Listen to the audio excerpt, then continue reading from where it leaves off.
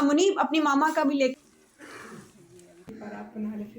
एक और अस्सलाम वालेकुम, कैसे हैं सब? अल्लाह ताला आप सबको अपने हिफ्ज़-ओ-मान में रखे, आमीन। जी, ये अब आ गई थी मैं अपने गाँव, और ये गाँव की सुबह है, कितनी खूबसूरत सुबह होती है। और यहाँ पर ठंड भी ज़्यादा होती है और हल्की-हल्की धुंध भी छाई हुई थी। तो जी आज मेरी दोनों छोटी सिस्टर्स ने आना था। एक तो वो गाँव वाली ही जिनको आपने पिछले व्लॉग में देखा था, और एक मेरी छोटी सिस्टर ने आना था सरगोदा से। तो हमने सोचा एक अच्छा-सा लंच तैयार किया जाए। तो मेरी छोटी सिस्टर जो गाँव में रहती हैं, उन्होंने कहा कि कुछ मैं बना के ले आऊँगी और कुछ आप कुकिंग कर लेना। मैंने कहा चलो जी, ये तो बहुत ही अच्छा हो गया। तो इसके लिए मैंने स्वीट डिश के लिए मैंने सुबह-सुबह गाजर की खीर बनने के लिए रख दी। गाजरें मैंने रात को ही कद्दूकस करके रख ली थीं, क्योंकि सुबह ठंड बहुत होती है, तो हाथ ज़रा बड़ी मुश्किल से काम करते हैं।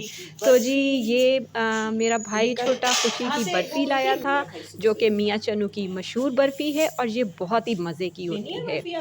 तो जी मेरी चाय भी रेडी हो गई थी, और अंडे मैंने पहले से बॉयल कर लिए थे। क्योंकि यहाँ पे थोड़ा गैस का भी मसला होता है, 9 बजे गैस चली जाती है, तो आपने 9 बजे चलो से जाओ, पहले-पहले काफ़ी काम कर लेने होते हैं।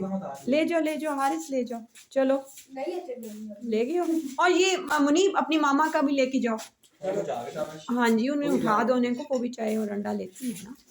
हाँ जी, सबको चाय देने के बाद जी ये हमारा हेल्पर है, और ये तकरीबन अल्लाह करे 13 उठ साल से जावे। हमारे साथ है, और हमारे घर और ज़मीनों का यही ख़्याल रखता है।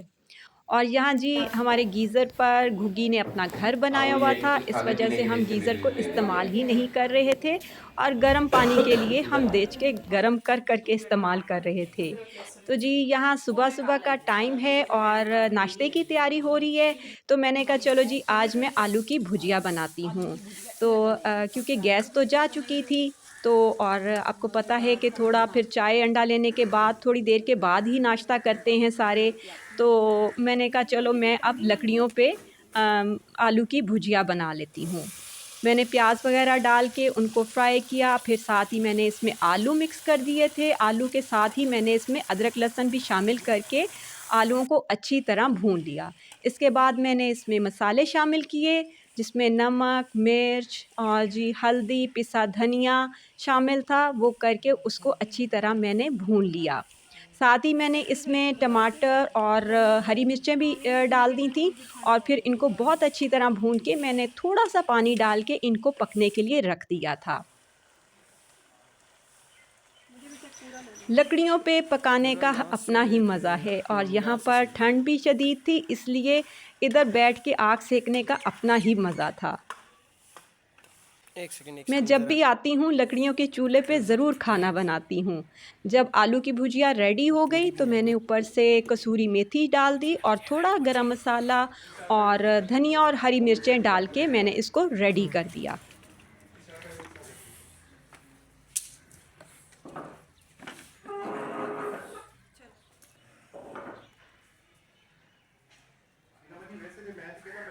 गाँव में आके सबको बहुत ही मज़ा आता है, और सब बच्चे भी बहुत खुश होते हैं कि हम नानों के घर आए हैं, और ये तो उनकी बस फेवरेट जगह है।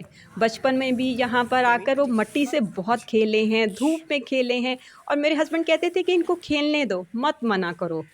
तो ये इसी तरह ही खेल-खेल के बड़े हो गए। ये जी हमारे हेल्पर हैं, और मैं उनको नाश्ता दे रही हूँ। ये बिल्कुल हमारे भाइयों की तरह ही हैं, और इसी तरह ही ये घर का ख़्याल करते हैं।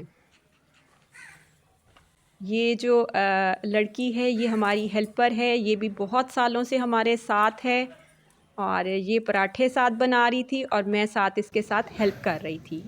ये जी नाश्ते का अंदर टेबल लगा हुआ था, और सब मिलके मज़े से नाश्ता कर रहे थे। यहाँ पर नाश्ता करने का अपना ही एक मज़ा है।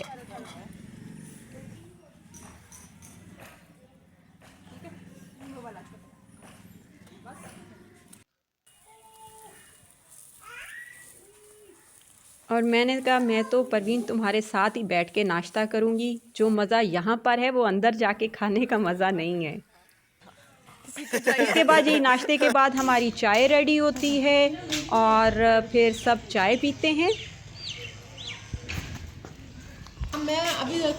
अब गांव में आके तो दिन में 2-3 दफ़ा चाय पीती हूँ। हालांकि घर में ये होता था कि सुबह की सिर्फ पीती थी और शाम को अगर मेरे हस्बैंड होते तो उनके साथ मिलके पीती थी।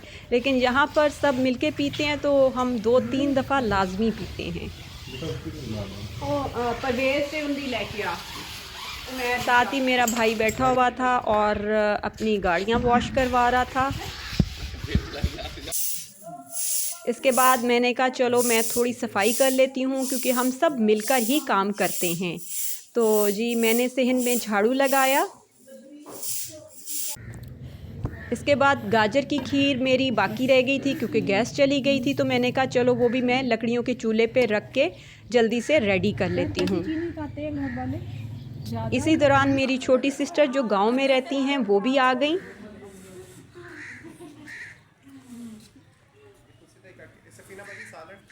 जी सालन किचन से ले जाओ, थोड़ा सा बस शक्लें ना लेना।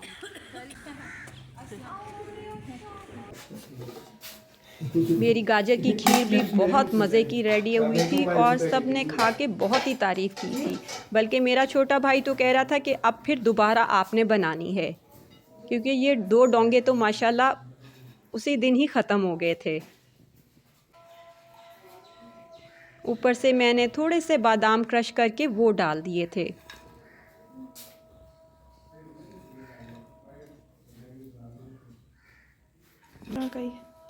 इसके बाद जी लंच का टाइम हुआ तो हमारा ये गेस्ट रूम है, इसी को हमने यहाँ पर सोफ़े वगैरह रख के, क्योंकि काफ़ी लोग हम हो गए थे तो इस वजह से इसी को फिर हमने सेट कर लिया और यहाँ पर ही हमने डाइनिंग टेबल लगा के तो सारा खाना रेडी कर दिया।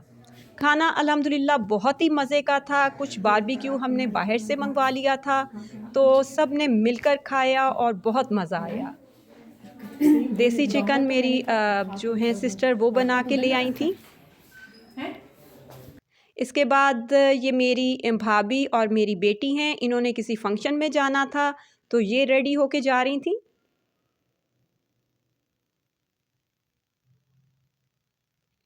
और बच्चे बाहर सहन में बैडमिंटन खेल रहे थे, क्योंकि आपको पता है गांव में खुले सहन होते हैं, बच्चे भी खुशी से खेलते हैं। ये शाम का टाइम है और मेरे छोटे भाई ने कहा कि आप पकौड़े बनाएं मिक्स वेजिटेबल के, तो सब्ज़ियां हम पहले ही साथ ले आए थे और साथ में ये जी बन रहा था आलू चिकन का सालन, जो कि रात में हमने खाना था।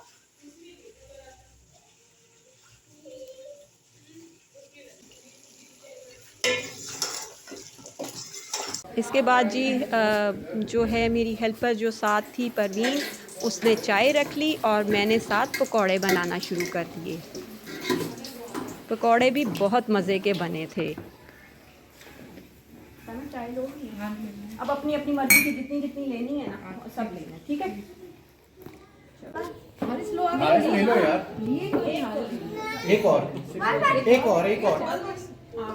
ठीक है। आवाज़ आप नहीं भाभी काम कर। अच्छा चलो वो देखो साइमा आप भी ले लो। आ जाओ जैफा, आओ पकौड़े खाएं। चलो बेटा आप भी आ जाओ। इरम आप भी आ जाओ। इसके बाद जी ये रात का टाइम है और रात को बहुत धुंध पड़ना शुरू हो गई थी और हम सब लोग जो है बैठते हैं फिर जी बरामदे में और साथ आग सेकते हैं और साथ में हम खाना पीना यानी कि रात का खाना खा लेते हैं। खाना खाने के बाद हम कुछ देर बातें करते हैं और फिर अपने कमरों में जाके सो जाते हैं। फिर मिलेंगे।